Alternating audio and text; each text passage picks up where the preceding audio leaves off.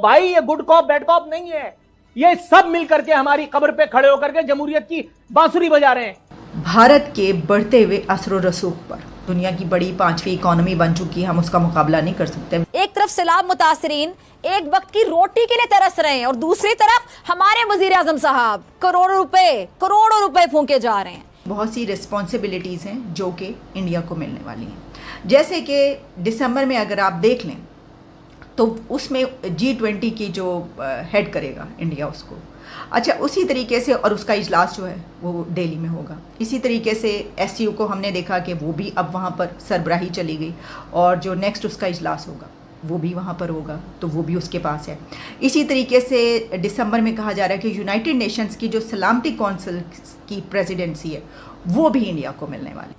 शहबाज शरीफ साहब अपने बुजरा के साथ गैर मुल्की दौरों में मसरूफ हैं। कितनी बेहिसी है ना ये, फिर बातें करते हैं बड़ी बड़ी। G7 में जो है वो भी शामिल होने की बात की जा रही है भारत के, और अगर ऐसा हुआ तो ये भी कहा, क्योंकि देखिए बार बार आपको खुदा की तरफ से इशारे मिल रहे हैं और आपकी डायरेक्शन जो है वो बिल्कुल अफगानिस्तान है, आपकी डायरेक्शन और कुछ नहीं है। अल्लाह हम बेबस है, हमारी हुकूमत बेबस है, हमारे पास वसाइल कोई नहीं है। तार साहब एक बड़ी अजीब बात है कि ये कितनी बड़ी खबर है। चीजें ऐसी हैं जिससे वाकई आपसे तो इंडिया बेहतर है। खुदा, हमने कसूर क्या किया यार तुम्हारा? पाकिस्तान के अवाइस कोड अवाम को आप कहत में मारना चाहते हैं। हमने क्या कसूर किया पाकिस्तानी के अवाम ने कि तुम खेल रहे हो उनके साथ बैठ के? इमेज को एक बार फिर दहशतगर्दी और इंतहा पसंदी के साथ जोड़ दिया गया। नतीजा क्या निकला? मुल्क में बढ़ती बैरूनी सरमायाकारी रुक गई। गैर मुल्क कोलैप्स कर रहा है, लोग मर रहे हैं डेंगू से, मलेरिया से, गैस्ट्रो से, हर किस्म के वाटरबॉर्न डिजीजेस से लोग मर रहे हैं। गवर्नमेंट कोप नहीं कर सकती है और कोई नहीं आ रहा है लोगों को मदद करने के लिए। बिलावल भुट्टो जरदारी ने यूएन में फ्रांस 24 को इंटरव्यू देते हुए कहा कि भारत ने हमें एड की जो ऑफर है वो नहीं की। अगर कोई इमदाद के लिए पाकिस्तान अपील कर रहा है, उनसे मेडिसन की भी अपील करें। पहले मेडिसन की पाकिस्तान अपील नहीं कर रहा था, अब कैबिनेट ने उनको कहा है वज़ीर आज़म साहब ने कि आप उसके साथ उनसे दवाएं भी मांगे, क्योंकि पाकिस्तान में शॉर्टेज होना उनकी आके शुरू हो गई है। कि पाकिस्तान की जो डेवलपिंग और इमर्जिंग एशिया है, और जो वो कहते हैं कि इसके तकरीबन 46 रीजनल मेंबर्स हैं इन एशिया एंड पैसिफिक के अंदर। ये आप देखिए इंपॉर्टेंट चीजें। अब इसमें they don't bring Japan for one reason और दी अदर। अब चाइना को देखिए आप कि चाइना जो है वो अगर 4.5% पे ग्रो कर रहा है, इंडिया 7.2% पे ग्रो कर रहा है। नेक्स्ट ईयर की मैं बात कर रहा हूँ, ठीक है जी। नेक्स्ट ईयर 8% पे ग्रो करेगा और 7.2% पे ग्रो करेगा, जबकि for 2022 they are asking saying कि इंडिया जो है वो 7.5 और 7% पे ग्रो कर रहा है। अब पाकिस्तान पे आ जाएं, पाकिस्तान वो कह रहे हैं इस साल जो है वो 4% से 6%, जो कि इतना नहीं है, ऑब्वियसली हमें स्टैटिस्टिक्स के बारे में 4% से भी कम है। और अगले साल पाकिस्तान जो है वो 3.5% पे और 4.5% के बीच में ग्रो करेगा, क्योंकि अब पाकिस्तान के फ्लड्स आए हैं। तो obviously Asian development bank might not have put all these things into the perspective.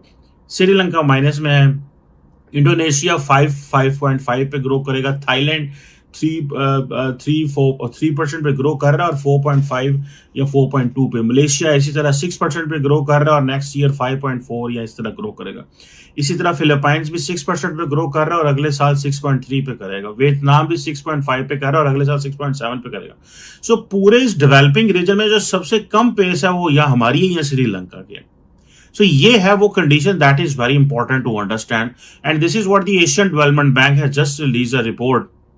इस वेंसडे को उन्होंने ये रिपोर्ट दी, और ये जिसमें उन्होंने जो मेजर जो फोरकास्ट किया कि 2022 की जो ग्रोथ है उसमें वो कम हुई है, एज 3.3 पे आई है एज कम्पेयर टू, जबकि वो एक्सपेक्ट कर रहे थे ये 5। ये बात करते हैं G20 की इस तरीके से, तो उसमें दुनिया के 20 ताकतवर तरीन ममालिक हैं। वो सिर्फ नाम नहीं है, उसमें दुनिया की 20 बहुत इन्फ्लुएंशियल कंट्रीज हैं।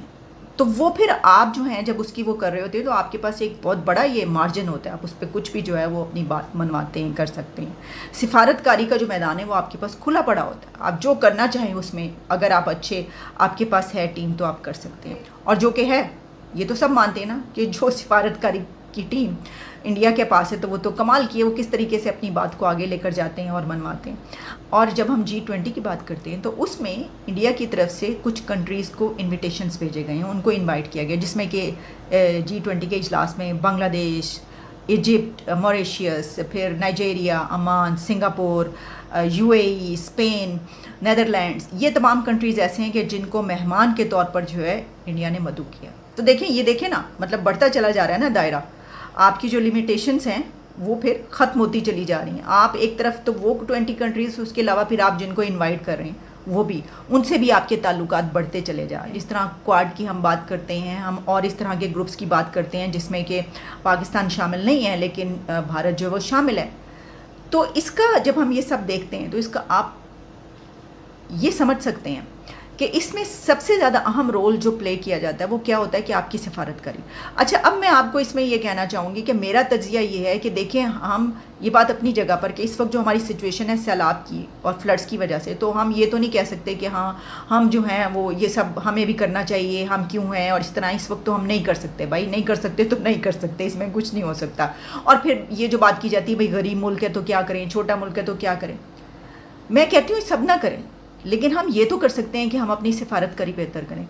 हमने आज तक, हमारे पास जो बड़ा एक फेलियर कहा जाता है वो ये बात की जाती है ना हमेशा से, सभी देख लें कि वो ये बात कि जी हमारा जो फॉरेन पॉलिसी है वो कितना बड़ा फेलियर है। आप पिछले साल उठा के देख लीजिए, 4-5 साल, उससे पहले भी कई मरतबा ऐसा हुआ कि कहा गया कि देखें हमारी फॉरेन पॉलिसी जो है हम वो नहीं कर पाते कि जो दूसरे लोग वहाँ पर जाके कर लेते हैं। हमारी जो लॉबिंग है वो सही नहीं है, हमारे पास तो लॉबिस्ट नहीं। हम ये तो ठीक कर सकते हैं, हम इन चीज़ों को तो ठीक कर सकते हैं, हमारे पास पैसा नहीं है, हम वो काम नहीं कर सकते जो दूसरे करें, लेकिन हम ये तो कर सकते हैं कि हम अपनी सिफारतकारी बेहतर करें, हम अपने जो